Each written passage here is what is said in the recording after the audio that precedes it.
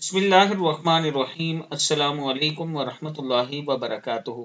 نماز فجر کے بعد اگر آپ یہ دعائیں پڑھتے ہیں تو 70 سے زائد آفات و بلیات سے نجات ملے گی۔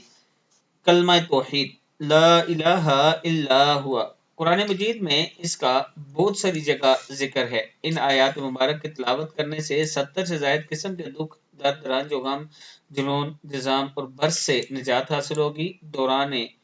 اس دوران ہر خوف اور تکلیف سے امان ہوگا۔ نماز فجر کے بعد ان آیات مبارک کی تلاوت کرنے والے کا دل نفاق سے پاک رہے گا۔ رات کے وقت ان آیات مبارک کی تلاوت کرنے والا شیطان اور اس کے لشکر سے محفوظ رہے گا۔ ہر قسم کے جادو اور سحر سے نجات حاصل ہوگی۔ اول آخر درود شریف ضرور پڑھیں۔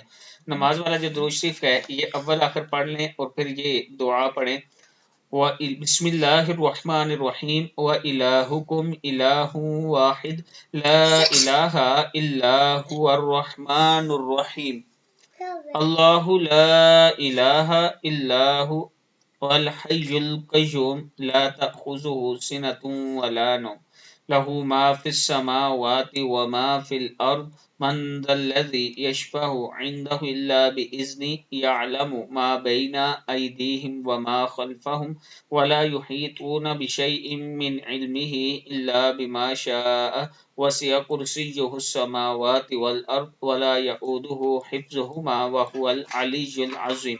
اگر آپ یہ آیات پڑھ لیتے ہیں تو اللہ تعالیٰ کا خاص کرم ہوگا۔